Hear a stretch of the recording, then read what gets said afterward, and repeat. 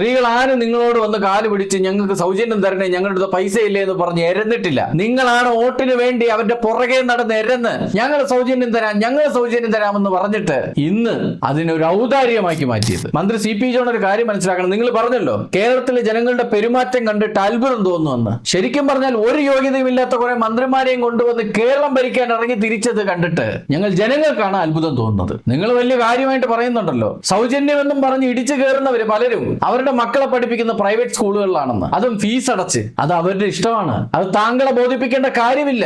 അല്ല, അവരാരെങ്കിലും താങ്കൾക്ക് ഒരു എഗ്രിമെന്റ് സൈൻ ചെയ്ത് തന്നിട്ടുണ്ടോ? അല്ലെങ്കിൽ പ്രിയദർശിനി എന്ന ബസ് യാത്ര സൗജന്യമായിട്ട് കിട്ടണമെങ്കിൽ ഇന്ന മാനദണ്ഡങ്ങൾ നിങ്ങൾ പാലിച്ചിരിക്കണമെന്ന് നിങ്ങൾ എവിടെയെങ്കിലും എഴുതി വെച്ചിട്ടുണ്ടോ? പിന്നെ എന്തർത്ഥത്തിലാണ് ഇതുപോലുള്ള വിവരക്കേടുകള് പബ്ലിക്കായിട്ട് വിളിച്ചു പറയുന്നത്? പിന്നെ നിങ്ങൾ പറഞ്ഞല്ലോ, ഇതേ സ്ത്രീകളാണ് സുഖമില്ലാത്ത ഭർത്താവിനെയും അച്ഛനെയും കൊണ്ടുവന്ന് സർക്കാർ ആശുപത്രിയുടെ തിണ്ണകളിൽ നിരന്ന് കിടക്കുന്നതെന്ന്. മന്ത്രി മനസ്സിലാക്കേണ്ട ഒരു കാര്യം, എന്തെങ്കിലും ഒരു ഗതിയുള്ളവനാണെങ്കിൽ ഈ നാട്ടിലെ സർക്കാർ ആശുപത്രികളിൽ പോയി തലവെക്കുമെന്ന് നിങ്ങൾക്ക് തോന്നുന്നുണ്ടോ? എന്നാൽ ഞാൻ മിനിസ്റ്ററോട് ഒരു ചോദ്യം ചോദിക്കട്ടെ. എന്തുകൊണ്ടാണ് സർക്കാർ ആശുപത്രികളിലെ തിണ്ണകളില് രോഗികൾക്കും ബൈസ്റ്റാൻഡേഴ്സിന് കിടക്കേണ്ട അവസ്ഥയുണ്ടായത്? എന്തുകൊണ്ട് അവിടെ ബെഡിൽ കിടക്കാൻ പറ്റുന്നില്ല?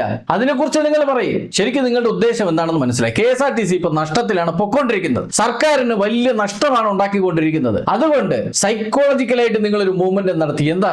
മാനസികമായിട്ടുള്ള സമ്മർദ്ദം ചെലുത്തി, മാനസികമായിട്ട് ബുദ്ധിമുട്ടിച്ച്, സ്ത്രീകളെ മാനസികമായി അപമാനിച്ച് അവരെ ഇതിൽ നിന്നും പുറകിലോട്ട് വലിക്കുക. അപ്പോൾ നിങ്ങൾക്ക് അതിൽ നിന്ന് ലാഭം ഉണ്ടാവും. നിങ്ങൾക്ക് വേണമെങ്കിൽ ഇത് പിൻവലിക്കാം. പിന്നെ എന്തിനാണ് ഇതൊക്കെ തുടങ്ങി വെക്കുന്നത്? നിങ്ങളെ കൊണ്ട് കൂട്ടിയാ കൂടില്ല എന്ന് തോന്നുന്ന പല കാര്യങ്ങളും എന്തിനാണ് നിങ്ങൾ തുടങ്ങി വെക്കുന്നത്? ഇലക്ഷൻ കഴിഞ്ഞ് നിങ്ങൾ ജയിച്ചു എന്ന് ഉറപ്പായപ്പോ തന്നെ ഒരു പ്രസ് മീറ്റ് വിളിച്ച് നിങ്ങൾക്ക് പറയായിരുന്നില്ലേ, ഇലക്ഷന് വേണ്ടി വോട്ടിന് വേണ്ടി മാത്രം ഞങ്ങൾ നടത്തിയ വെറും പാഴ് വാഗ്ദാനങ്ങളാണ് ഇതൊക്കെ, ഞങ്ങൾ ആർക്കും സൗജന്യം തരാൻ പോകുന്നില്ല എന്നങ്ങ് പറഞ്ഞാൽ തീരുന്ന പ്രശ്നമല്ലേ ഉള്ളൂ. ഒരിക്കലും ഇത് തള്ളിക്കളയേണ്ട ഒരു പരാമർശമേ അല്ല. കാരണം നമ്മുടെ വീട്ടിലുമുള്ള ഓരോ സ്ത്രീകളെയും കുറിച്ചാണ് ഇദ്ദേഹം ഈ പരാമർശം നടത്തിയത്. ഗതാഗതം മാത്രമാണ് പ്രശ്നം നോക്കിക്കഴിഞ്ഞാൽ ആരോഗ്യം എടുത്ത് അവിടെയും പ്രശ്നമാണ്, വിദ്യാഭ്യാസം എടുത്ത് അവിടെയും പ്രശ്നമാണ്. ശരിക്കും പറഞ്ഞു കഴിഞ്ഞാൽ ഈ ഗവൺമെന്റ് തന്നെ തട്ടിയും മുട്ടിയാണ് മുമ്പോട്ട് പൊക്കോണ്ടിരിക്കുന്നത്. ഇവർക്ക് തന്നെ അങ്ങോട്ടും ഇങ്ങോട്ടും ഒരു പരസ്പര ധാരണ പോലും ഇല്ല.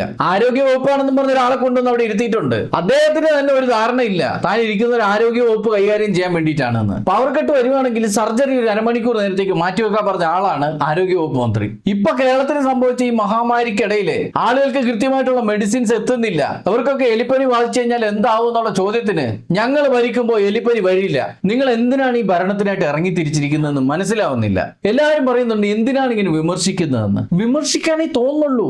ഇത്രയും നാളത്തെ ഭരണത്തില് മുഴുവൻ തപ്പിപ്പരത്തിയാലും തൂഫാൻ എന്നൊരു പദ്ധതി അല്ലാതെ മറ്റൊന്നും എടുത്തു പറയാൻ പാകത്തിനില്ല എന്നുള്ളതാണ് സത്യം. ഇതിനു മുമ്പ് പറഞ്ഞിരുന്നു പ്രിയദർശിനി എന്ന് പറഞ്ഞ ഈ സൗജന്യ യാത്ര. എന്നാൽ ഇപ്പൊ അതിന്റെ അവസ്ഥയോ? അതേ പദ്ധതിയെ ഒരു ഔദാര്യമാക്കി മാറ്റിയിരിക്കുകയാണ്. മിനിസ്റ്റർ CP ജോൺ, നിങ്ങളൊരു കാര്യം മനസ്സിലാക്കണം. വെറും 5 വർഷത്തേക്കാണ് നിങ്ങൾക്ക് ഈ പദവിയുള്ളത്. വെറും 5 വർഷത്തേക്ക്. ഈ 5 വർഷത്തിന് ശേഷം നിങ്ങൾ അത്ഭുതപ്പെട്ട വികൃത സ്വഭാവ ഗുണമുള്ള പെരുമാറ്റമുള്ള കേരളത്തിലെ ജനങ്ങൾ തീരുമാനിക്കും നിങ്ങളും നിങ്ങളുടെ ഗവൺമെന്റും ഈ നാട് ഭരിക്കണോ വേണ്ടയോ എന്നുള്ളത്. അതുകൊണ്ട് അത്രയ്ക്ക് അങ്ങോട്ട് അടച്ചാക്ഷേപിക്കാൻ നിൽക്കണ്ട. നിങ്ങൾ ഭരണം തുടങ്ങിയിട്ട് 2 മാസമല്ലേ ആവുന്നുള്ളൂ. അതുകൊണ്ട് അവസാനമായിട്ട് എനിക്ക് പറയാനുള്ളത്, ഇതൊരിക്കലും നിസ്സാരമായി തള്ളിക്കളയാൻ പറ്റുന്ന ഒരു പരാമർശമല്ല. ഇത്രയും മോശമായ രീതിയിൽ, ഇത്രയും തരംതാണ രീതിയിൽ ഈ കേരളത്തിലെ ജനങ്ങളെ, സ്ത്രീകളെ വിമർശിച്ച ഗതാഗത വകുപ്പ് മന്ത്രി CP ജോൺ എന്ന വ്യക്തി ഉറപ്പായും ആ പദവിയിൽ ഇരിക്കാൻ യോഗ്യതയില്ലാത്തയാളാണ് എന്ന് തെളിയിച്ചിട്ടുണ്ട്. ഒരു കാര്യം മാത്രം നിങ്ങൾ മനസ്സിലാക്കുക, ഇവിടെ നിലവാരമില്ലാത്ത ജനങ്ങൾക്കല്ല, ഈ നാട് ഭരിക്കുന്ന ഗവൺമെന്റിനാണ്. അത് ഓരോ മേഖലയിലെയും മന്ത്രിമാരെ തെളിയിച്ചുകൊണ്ടിരിക്കുകയാണ് ഓരോ ദിവസവും. കേരളത്തിൽ മാത്രമല്ല സ്ത്രീകൾക്ക് സൗജന്യ ബസ് യാത്ര എന്ന് പറയുന്ന ഈ പദ്ധതി ഉള്ളത് മറ്റു പല സംസ്ഥാനങ്ങളിലും ഉണ്ട്. അവിടുത്തെ ഗവൺമെന്റ് ഒരിക്കലും ആ സ്ത്രീകളെയോ ആ നാട്ടിലെ ജനങ്ങളെയോ ഇത്രയും തരംതാണ രീതിയിൽ വിമർശിച്ചിട്ടില്ല. നിങ്ങളുടെ ഭരണപ്പിഴവ് മൂലം ഉണ്ടാകുന്ന നഷ്ടങ്ങള് അത് ജനങ്ങളുടെ തലയിലേക്ക് എടുത്തു വെക്കാം എന്ന് ഗതാഗത വകുപ്പ് മന്ത്രി എന്നല്ല ഈ നാട് ഭരിക്കുന്ന മുഖ്യമന്ത്രിയും വിചാരിക്കണ്ട.